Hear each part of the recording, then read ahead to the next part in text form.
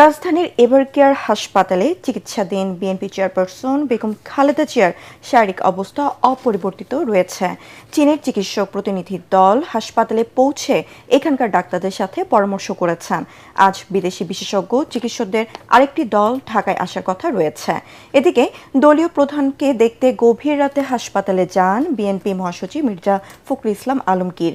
রাতে দলের স্থায়ী কমিটির সদস্য ও খালেদা জিয়ার ব্যক্তিগত চিকিৎসক অধ্যাপক ডাক্তার AZM জাহিদ হোসেনকে সঙ্গে নিয়ে তিনি হাসপাতালে পৌঁছান।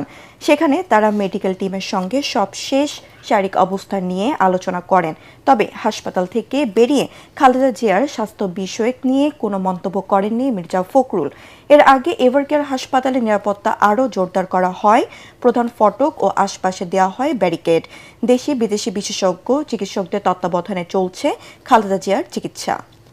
সব মশার বিরুদ্ধে সুরক্ষা দিতে এলো বসুন্ধরা এক্সট্রিম অ্যারোসল। মশার বিরুদ্ধে এক্সট্রিম সুরক্ষা। অত্যন্ত কৃতজ্ঞ আমাদের বন্ধু প্রতিম দেশ যারা, অর্থাৎ আমেরিকা বলেন, ইউকে বলেন, পিপলস রিপাবলিক অফ চায়না বলেন, কাতার বলেন, আর সৌদি আরবিয়া বলেন, পাকিস্তান বলেন, ইন্ডিয়া বলেন, আমাদের অনেক সরকার এবং রাষ্ট্রপ্রধান এই চিকিৎসার ব্যাপারে তাদের সহযোগিতার হাত বাড়িয়ে দিয়েছেন।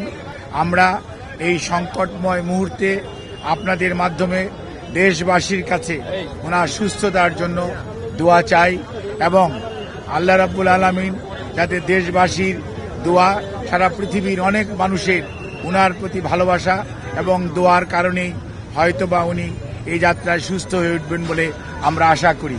সেই জন্যই আমরা আপনাদের মাধ্যমে সবাইকে সর্বোচ্চ সংযম প্রদর্শন এবং সেই সাথে কোনো ধরনের গুজব ছড়ানো এবং গুজবে কান না দেওয়ার জন্য বিনীতভাবে পরিবারের পক্ষ থেকে, দলের পক্ষ থেকে আপনাদেরকে আমরা অনুরোধ করছি।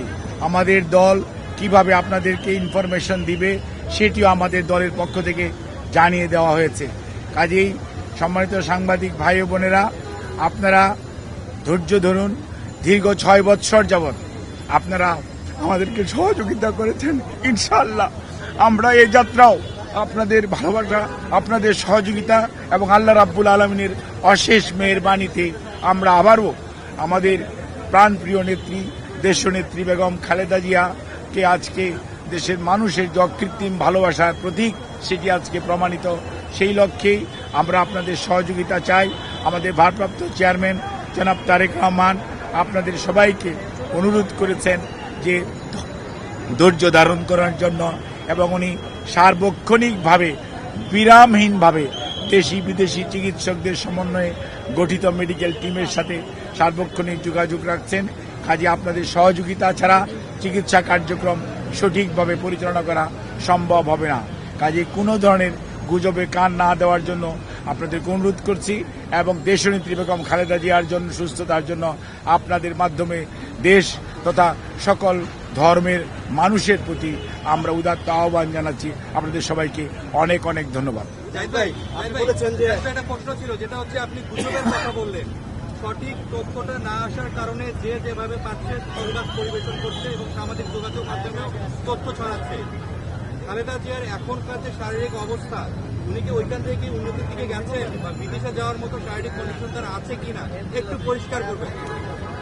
আমাদের দলের পক্ষ থেকে জানানো হয়েছে, আমাদের দলের সিনিয়র যুগ্ম স্বাস্থ্য ব্যতীত অন্যান্য বিষয়ে আপনাদেরকে মাঝে মাঝে ব্রিফ করবেন। দলের একজন কর্মী, আমি আপনাদেরকে ওনার স্বাস্থ্য নিয়ে ব্রিফ করব।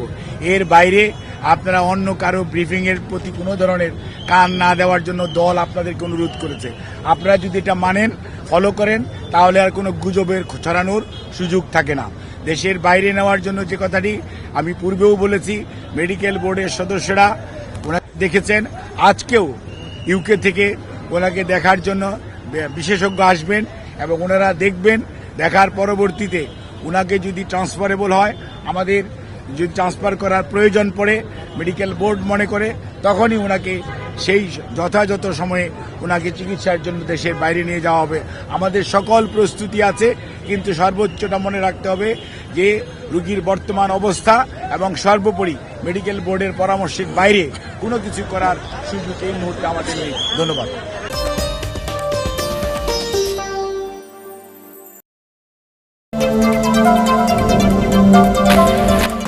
বিএনপি চেয়ারপারসন বেগম খালেদা জিয়ার সুস্থতার জন্য সবার সহযোগিতা ও শুভকামনা জানানোর জন্য ধন্যবাদ ও কৃতজ্ঞতা জানিয়েছেন বিএনপির ভারপ্রাপ্ত চেয়ারম্যান তারেক রহমান। নিজের ভেরিফাইড ফেসবুক পেজে দেওয়া বার্তায় এই ধন্যবাদ জানানো হয়।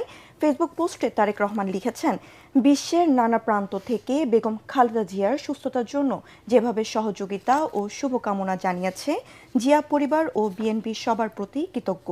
বিভিন্ন দেশের নেতারা, কূটনীতিকরা ও বন্ধুদের উদ্বেগ উৎকণ্ঠার পাশাপাশি বাংলাদেশের মানুষদের অপরিসীম ভালোবাসা ও দোয়ার আমাদের আবেগ অনুভূতিকে গভীরভাবে স্পর্শ করেছে। এই কঠিন সময়ে ঐক্য, সহমর্মিতা ও সংহতির জন্য প্রতিটি মানুষের প্রতি অসীম কৃতজ্ঞতা জানান তারেক রহমান। কারাবন্দী ইমরান খানের শারীরিক অবস্থা গোপন করা হচ্ছে বলে অভিযোগ করেছেন তার দুই ছেলে। 3 সপ্তাহেরও বেশি সময় ধরে ইমরান খানের জীবিত থাকার কোনো প্রমাণ না পাওয়ায় এমন সন্দেহ তৈরি হয়েছে বলে জানান তারা। আদালতে নির্দেশ উপেক্ষা করে ইমরান খানের সাথে কারাগারে স্বজন ও দলের নেতাকর্মীরা সাক্ষাতের সুযোগ দেওয়া হচ্ছে না। এমন পরিস্থিতিতে ছেলে কাসিম খান ব্রিটিশ বার্তা সংস্থা রয়টার্সকে দেওয়া সাক্ষাৎকারে বলেন, আদালতের সাপ্তাহিক সাক্ষাতের নির্দেশ থাকা সত্ত্বেও তাদের পরিবার দেখা করতে পারছে না।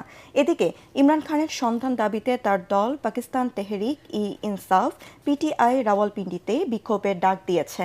এই বিক্ষোভে ঠেকাতে সেখানে 144 ধারা জারি করে সব ধরনের সভা সমাবেশ নিষিদ্ধ করেছে স্থানীয় প্রশাসন।